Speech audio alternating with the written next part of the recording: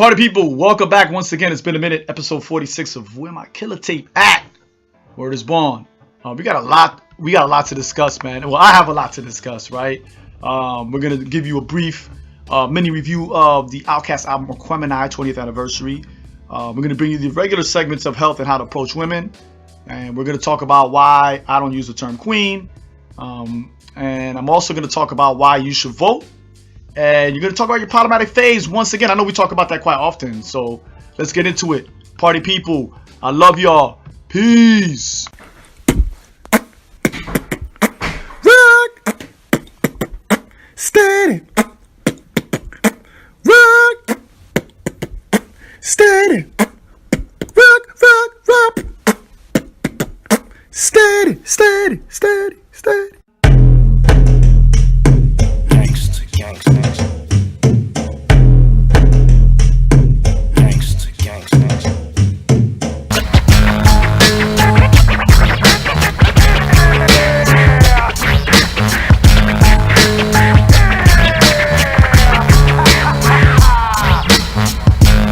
For you profess it, make sure the science is applied. But that who, what, when. Sometimes I pull up, hop out, arrow, made it look sexy. They won't take me out my element. Nah, take me out my element. Episode 46 of Where My Killer Tape At. For this episode, we're sipping on. And shout out to Target, man. Y'all need to hit me up with something. California Roots Red Blend, the purveyors of fine California wines. It's actually pretty dope, man. I'm not even gonna front. I'm not into sweet reds, but this one is actually pretty dope. Word is born. It's all a game. It's all a game.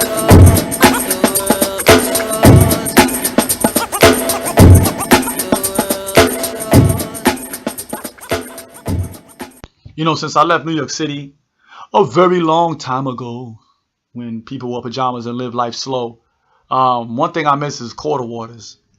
There were like, I know the best thing I could compare them to is jugs. I know some people where they from, they had these things called jugs, but the thing about where they got jugs from, they usually came in a box, in a set of it was like 12.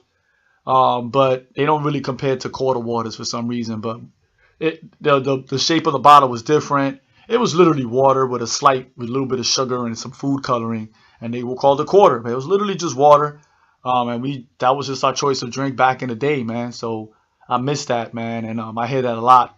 And every time I hear somebody say quarter waters, it always brings me back to my childhood in New York City. So I know I'm an old man. I'm reminiscing, but yeah, quarter waters, B.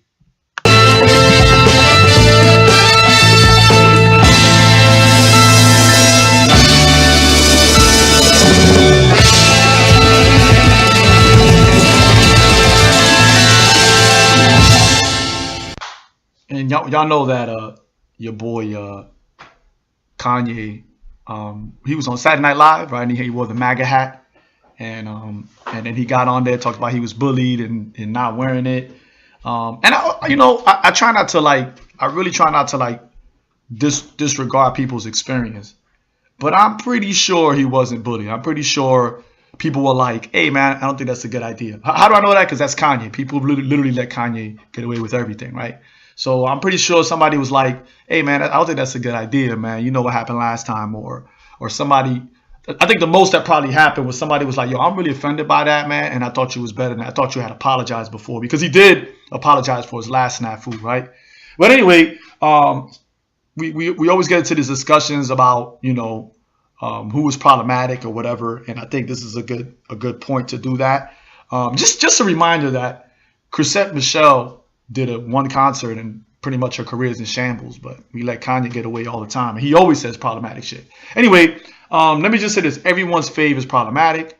Everybody really is problematic, right? Everybody has something that they might think or do or say that marginalizes somebody else. So the question what we really need to say is yes, everybody's problematic. That doesn't mean that they should be canceled. Only if they refuse to evolve. They refuse to evolve, and Kanye is a good example of that. Someone who just refuses to evolve and it repeats the same snafus over and over again, deliberate snafus, I might say, right?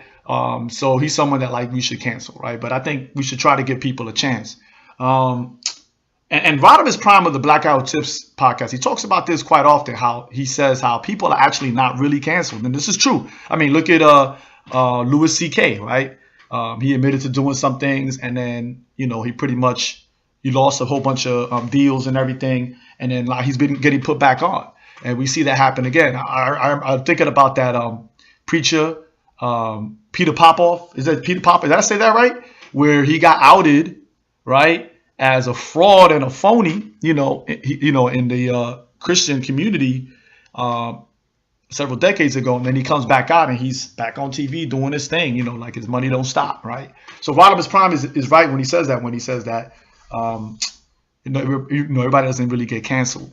So, but when should they get canceled, right? Again, because I think, like, for example, I look at like some of my uncles. Some of my uncles had like huge influences on my life. They had a positive impact on my life, but they did some stuff that it's not only was problematic, but it was repressive. And I think that's what we need to look at. Like, there are people, like, there was a time when I was homophobic, right? There was a time when I said homophobic things, and I thought of people who were gay as like abominations, right?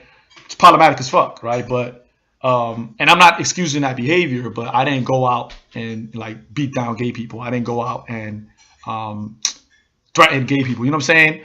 Don't get me wrong. I helped create that culture and that climate that fostered that when people that turn violent and things like that. But so, should I have been canceled? Maybe not. Somebody took the time out to not cancel me. Somebody took the time out to say, hey, you're wrong, and this is why you're wrong, and what you do really offends me to my core, right? So that's probably, and maybe I'm being too personal, right? I've known people that at one time they felt a particular way, and they were able to, they never acted out what they believed in, or they never put their hands on anybody or anything like that, or supported policy that affected people, right, in that manner. And they saw the error of their ways, and we gave them a chance, right?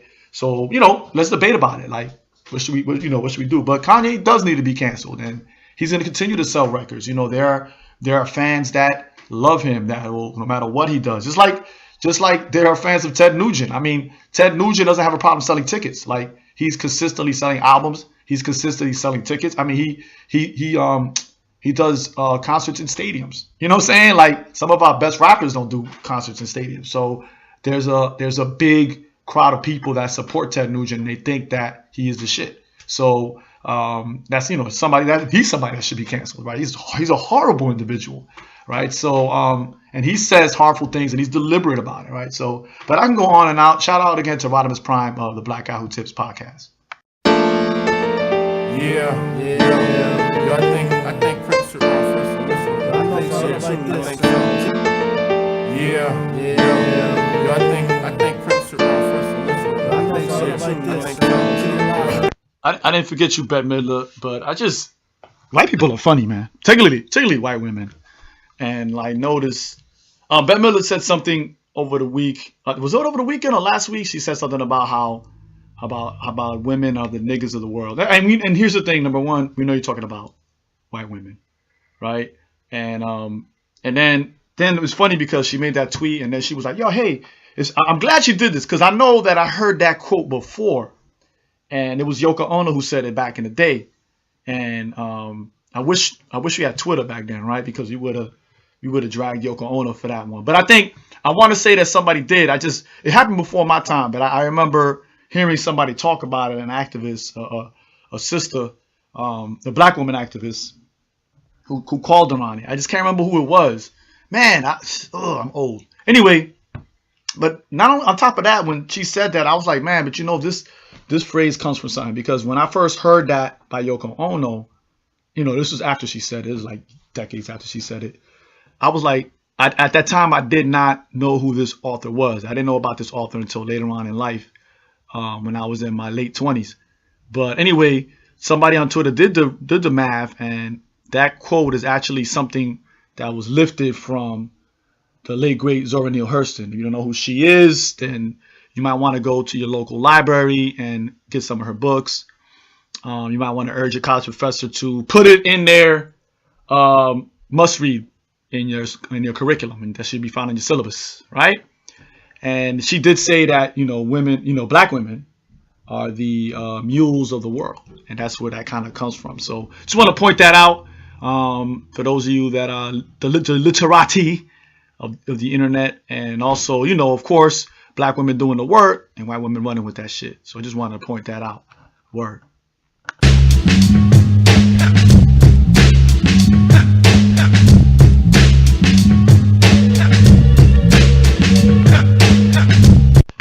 I don't know why y'all keep asking me. I've been told y'all I'm not going to go see the Venom movie.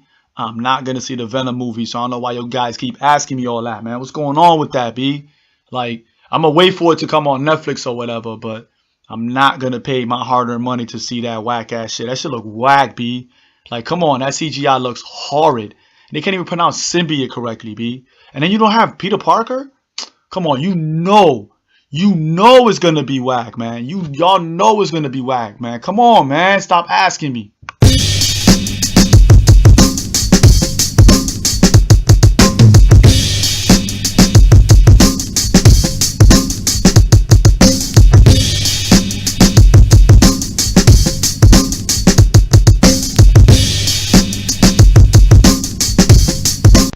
I did a video on my Instagram where I talked about the term queen. And let me just say this, that I'm going to do a show specifically for this, maybe a couple of shows of my time as a hotep, right? I prefer to use the term notep because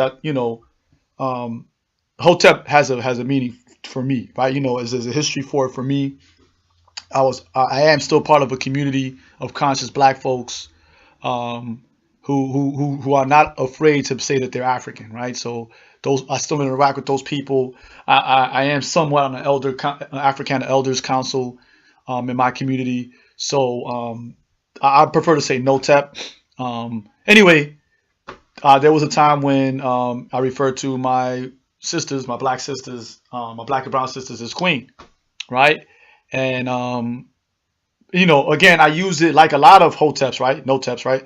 I use the term, sparingly. So I only called certain women queens, particularly those that were older, married, had kids, or were conscious or part of our community. Anyway, in the video, I talked about how I began to unlearn how to use that term because, when I first started dating my current partner, and we eventually got married, but I used to introduce her, before we got married, I actually introduced her as my queen. So I would say, hey, so-and-so, this is my queen. And one day she took me to the side and was like, hey, I don't appreciate you calling me queen. She was like, I know your intentions are good, but I'm a human being. This is my name, and you should call me by my name. Introduce me as my name. And because I'm a human being, I'm not something that you put on a pedestal that you worship. And I talked about that, and I talked about how there's this dichotomy of, when we use that term, when a lot of us use that term, there's a dichotomy because we mean that if you're not this particular standard, meaning if you're not a queen, you're less than, right? So, and in a lot of areas, people use that, particularly men, have that dichotomy that is either you're a queen or you're a hoe, and hoe meaning something bad, right? Because I don't believe in the term hoe, but anyway, that's another discussion, right? But when we say hoe, we mean bad. So if you're not a queen, then it's okay for us to abuse you. Or not even just abuse you, but just like disregard you and your experiences. So I talked about that, and then the dichotomy of it. But also somebody pointed out a couple of other things that I wanted to talk about. But the thing about Instagram videos is that they only last 1 minute. So I can only get, sometimes I think it's funny because I could do like my b-boy videos and my capoeira videos, and I usually do those in one take. But when I talk about a particular topic, there's usually about 20 takes on it, right? Because I run out of space or I miss something. So I have to really pick and choose what I'm going to say in that 1 minute. So I wanted to talk about how there's this hierarchy, right? There's a dichotomy. There's also a hierarchy where we rank women, literally rank women, right? We'll say princess, right? We'll say sister, but in some of them we call them queens, and we create this hierarchy. And what it does is that when we use those terms, it lets other men know, other people know that we're supposed to treat this person a particular way. And that's fucked up, right? Women are human beings, whether they're sex workers or whether they're nurses or whether they're astronauts or engineers, they're mothers, they're all human, like they're all human beings, and we should treat them as such, right? And it's funny because like that's also when I stopped. People used to refer to me as King Danny, and I used to be like, yo, don't do that. Particularly people in Zulu. Shout out to all my I'm a Zulu fan. But it's when I started stop using that word as well. I started thinking about not using that word as well. So I took those words out of my mouth unless I'm referring to someone who was referred to as queen, right? So, but no, I don't do that. I don't use that term, and I don't think you should either. Word.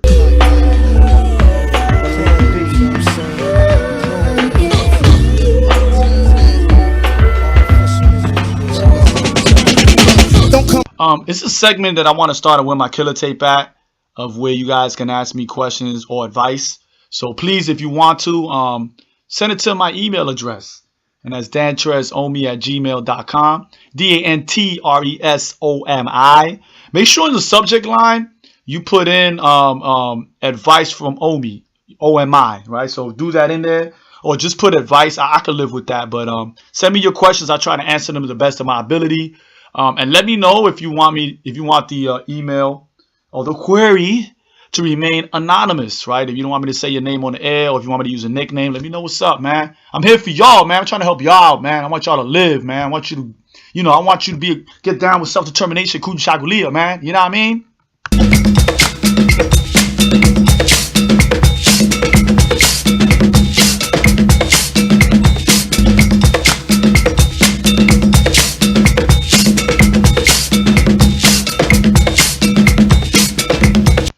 I know when it comes to voting, it's an issue of contention with a lot of people, and a lot of times, quite honestly, I've been on panels and I've discussed this with people before. I debated with people before, and I know a lot of people who are activists. I know a lot of people who are not activists who feel like voting is useless, that that it actually works against us, and I disagree with that on so many levels. Don't get me wrong. 2016 presidential election and the 2000 presidential election were demonstrations of how voting actually works against us. I would be totally agree with those parts, right? But I think a lot of times when we say voting, we always focus on like the presidential elections, and this is where the sinister part comes in. And I'm gonna get into it a little bit, just real quick. Why do I think voting is important? And I'm gonna just say this real quick, and then we're gonna move on to the next part of this segment. Is that if it wasn't important, there wouldn't be people, particularly white males, who are trying to repress the voting rights of certain people, right? Remember, particularly for black folks, right? They actually had to create a Voting Rights Act so black people can vote, even though everybody should have been able to vote, right? And women too, right? But it excluded large swaths of the population. Did I say that right? There are large parts of the population that were not allowed to vote. And I think that in of itself, like that demonstrates how it's important that you vote, because there are people that are trying to keep you from voting, particularly if you're in a marginalized group, right? And every time there's an election, there's always these stories that come out of people getting caught, sabotaging, machines, sending broken machines to areas where black and brown people live, right? Sending unqualified poll workers, mixing up names. We've voter fraud where people that are dead are put in the system and a vote is put in for them, and that's done electronically. We can go on and on about how, and it's not, there's government entities that are involved in this, right? There are people that put these things into play. So I think that in of itself should be a reason to say, you know what, I'm going to vote, because there are things that are in play that are preventing some of us from voting, right?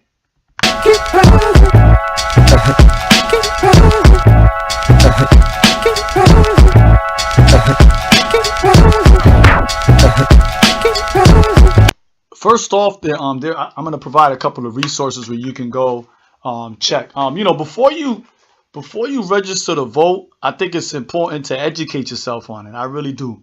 And I think, I'm not going to be honest, I think a lot of us fail at that because that's something that we should be doing all the time, because election day is the first Tuesday in November every year. It never changes. Yeah, everybody focuses on the presidential elections every 4 years, but actually election day is every year.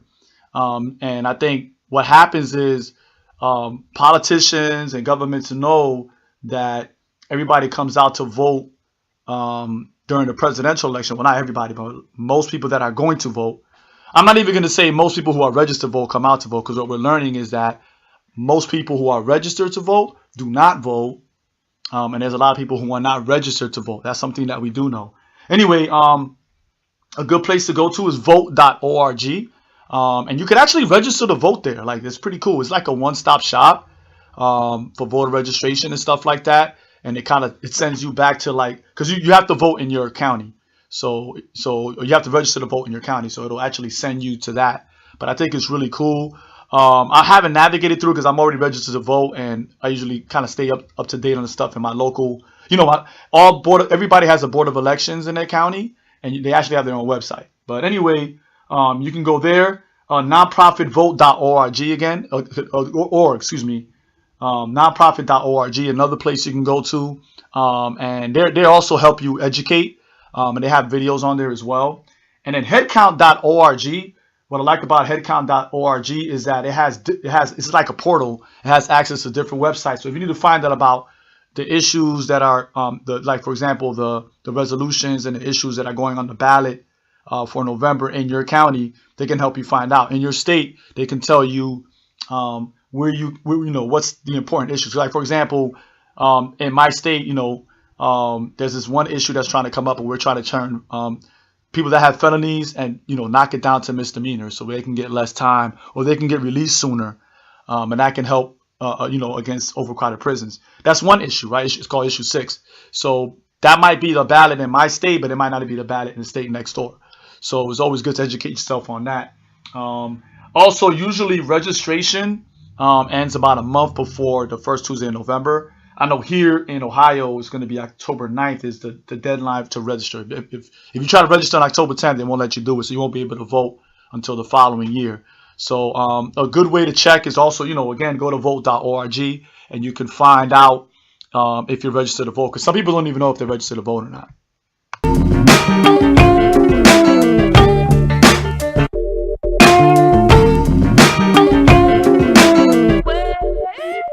I want to talk about a couple of things before I end it. I just want to say that for the whole month, I'm going to do a segment on voting. Again, it's important. Just to let you know, if you're in the state of Ohio and you are a felon, once you are released, even if you're on probation or parole, your rights to vote are restored automatically. So if you get out October 8th tomorrow, which is a Monday, then you'll be able to vote. That you can actually do early voting if you want. Even if you're on parole or probation. It's not the same in every state. There's a couple of states that do that. Again, check vote.org and it'll give you that information. Because there's some states where you automatically get them when you get out. Some states where you automatically get them. You get them after you get off probation or parole. And then you have some where you have to actually get those reinstated. Like you got to go do some paperwork. Like in the state of Virginia, I know you have to go get that. You have to put in paperwork to get those rights restored.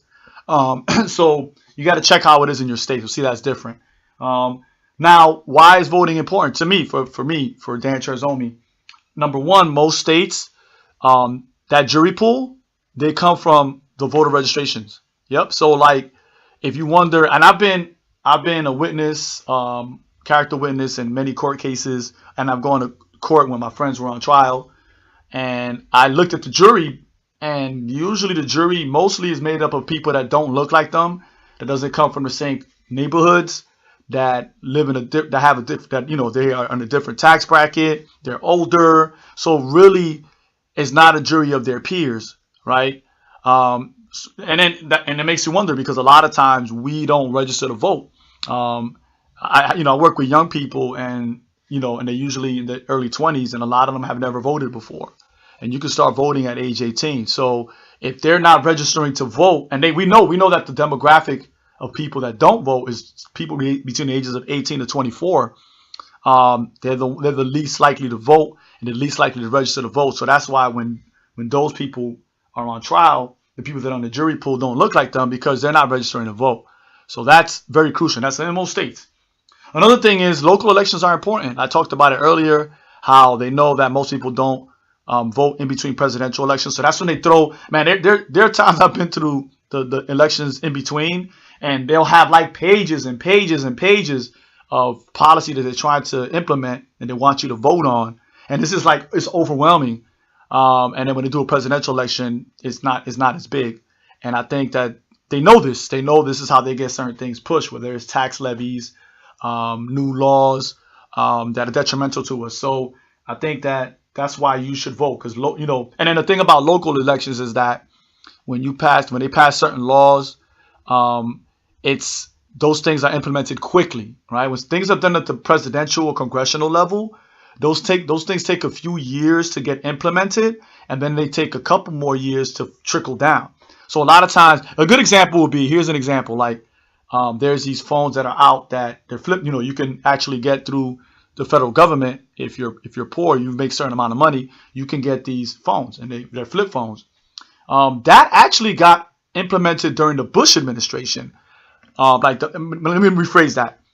That policy got passed during the Bush administration, but it didn't get implemented and passed down and put through all the states until Obama.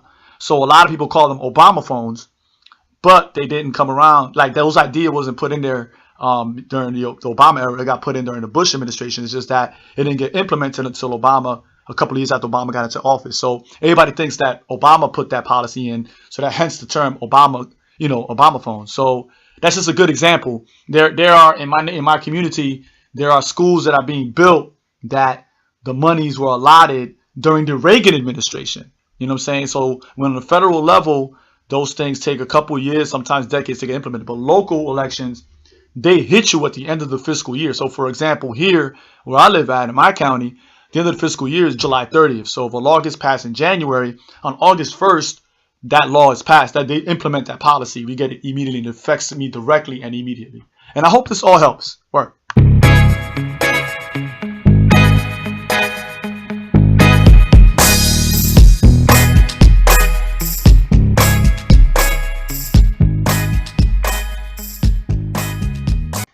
I forgot, man. Actually, I didn't forget.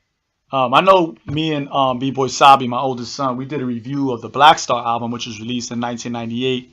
No, it was released, excuse me, I take that back, 1993. And then we just passed the 25th anniversary. We did the review about 2 months early because I wanted it to coincide with Father's Day and my oldest's birthday, which is on June 18th. So it kind of worked out. But in September 29th, 20 years ago, in 1998, Outkast, which I think is probably one of the top 5 hip hop groups in the culture, you know what I mean? And they released their 3rd studio album, Aquemini, which, man, it's like I love like their first 3 albums, and it's just like, but I don't know, Aquemini really, to me, I think Aquemini is their best. I know people will argue with me about that, but man, it's such a dope. It was like their evolution, just to watch the evolution from Southern Playlistic Cadillac music to AT-Aliens, you know what I mean?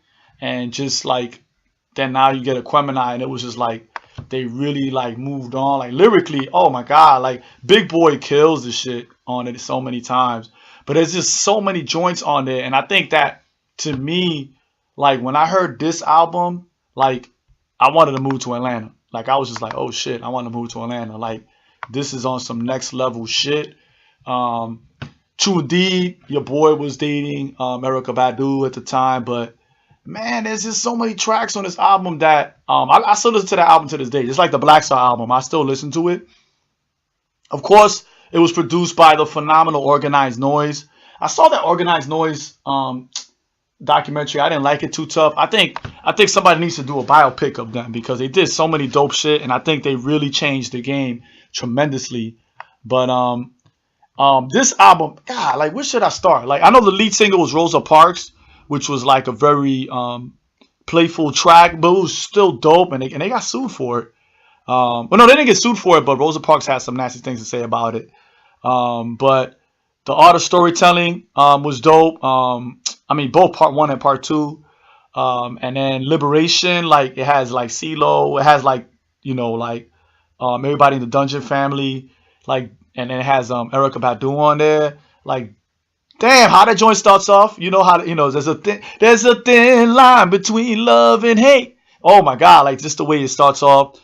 Spotty Odie Dopalicious. Even though it's not a reggae dub, it reminds me of a reggae dub.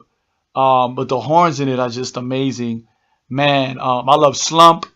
And then my favorite, of course, is Aquemini. Like just don't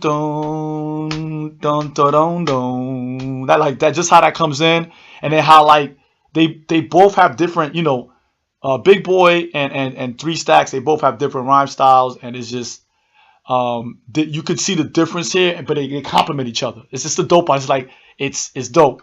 And then of course Return of the G is dope, man, because it's like, yo, we back. What y'all gonna do? I like it, but ultimately Aquemini is my joint, because they really, oh man, I could just go on and on about this album. But it's dope, man. Like, crap, there was some dope shits that came out. But anyway, it's the 20th anniversary, September 29th. I know I passed it, but it's still a dope album. I still got to talk about it, right? Word.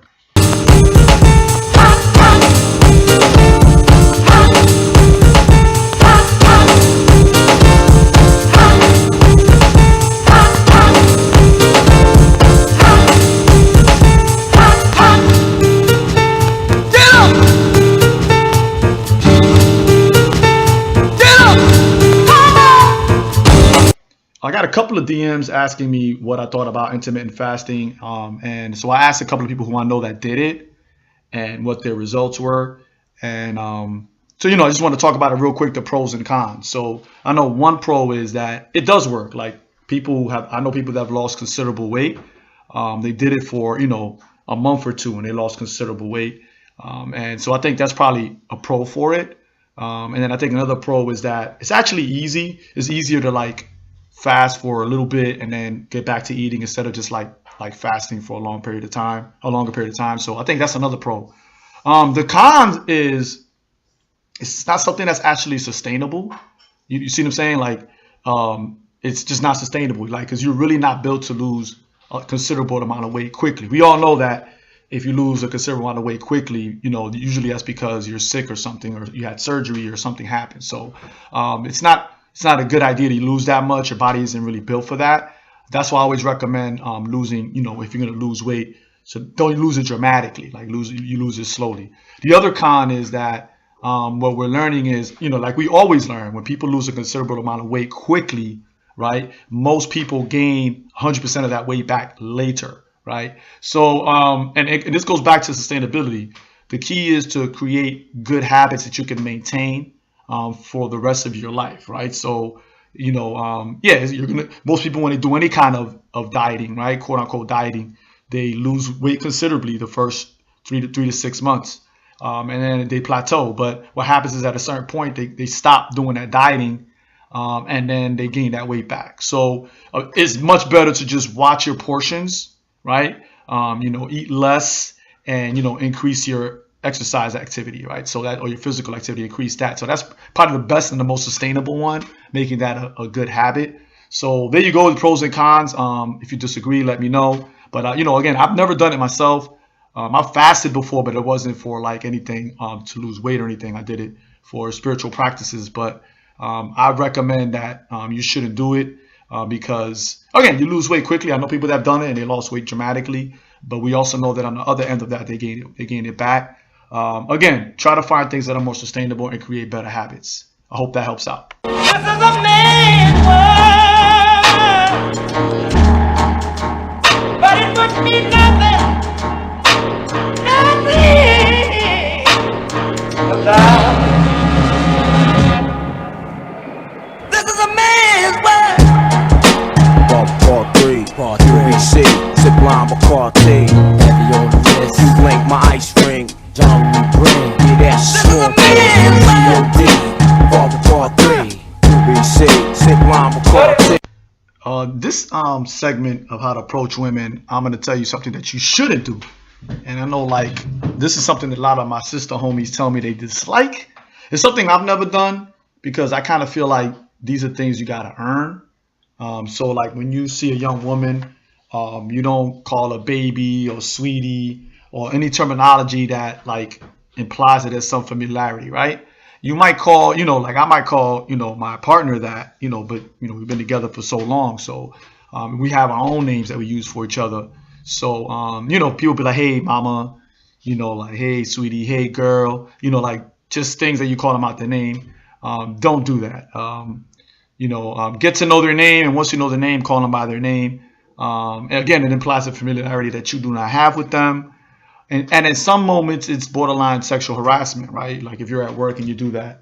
I know that a lot of times, older women might do that to us, but they don't mean it in that fashion. It's like a term of endearment. And especially if they have kids, they might see you as somebody similar to them, right? Like I have a coworker who's a little bit older, has a son who's a little bit younger than me, and she called me that. But she's not trying to holler at me or anything like that. It's just that she's used to calling men my age that. So just to give you a heads up on that. So don't do that. It's a quick turn off. I know some people say, well, I've done it before and they accepted it. And again, I try to really use some empathy in this case. So you just don't want to be called out your name. So it's just, and at some points it's disrespectful, right? So just don't do that. Like I said, get their name, and then you can start using their name, So just to give you a heads up, I'm telling you, this is a good tip. This one is a good tip.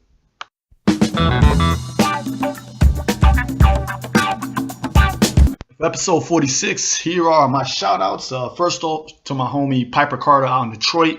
And check out the show, the Piper Carter podcast is really dope, and it's on mostly all the platforms. I know it's on SoundCloud and it's on Apple Podcasts. She gave me some ideas for this current episode. And shout out to the Gem City Market here locally. It hasn't opened yet. It's hopefully going to open in 2019. And it's a co-op. It's a community co-op. You don't know what a co-op is? It's a economic venture where people in the community all invest in it. And it's just I live in a food desert. I live in a part of Ohio that's a big food desert. I think 76% of my city is in a food desert. So especially where I live at on the west side. So we're going to go ahead and create that co-op there, and I'm glad to be a part of that. And I also want to give a shout out to One Shot of Love. She was in episode 45. She was actually technically my first guest. Actually really second, but the first guest, I had audio issues, so I didn't post that episode. And then shout out to my man Alex. You know who you are. The only Dominican in my city. I love and miss you, brother. Word. Yes. The name of the game is Light Works. Night of the Slips. The name of the game is Light Works. So there you have it, party people. Episode 46 of Where My Killer Tape At. I'm gonna put some of the links that I talked about in the show notes in the voting segment. So it'll be out there. I apologize if I didn't mention that in those segments, but it'll be on there. Just want to let you know, if you want to book me for panel discussions or you want to book me for workshops, whether it's about intersectionality, hip hop culture, Black history, if you want me to do a workshop on breakdancing or you want me to do a workshop on capoeira, I'm your man. Send it to my email at DanTresOmi@gmail. That's DanTresOmi. And I send you an invoice and we could discuss accommodations and everything. I'm not going to beat your organization over the head for money. Trust me on that. I'm reasonable. Let's talk. Let's build. And if you're thinking about being a guest on the show, also hit that email up and put in the subject line, potential guests, and we could talk from there. Because this season I'm gonna have a lot of guests, so prepare. I got some dope stuff coming for y'all. I really mean that. Again, you can find me on the Twitters at DanTresOmi, DanTresOmi, or at Omi's podcast, OMIS podcast. Definitely check me out there. And if you want to continue the discussion online, please hashtag Where My Killer Tape At. Killer spelled Killa. Again, shout out to Piper Carter for the idea on the voting. Because that's something that's important. And I gotta give a shout out for that again, a big shout out, because I think that made this episode a lot richer. So until next time, man, love yourself first, man. Speak truth and breathe love. This is DanTresOmi signing out. Peace. Ich sah nur deine Augen, schön.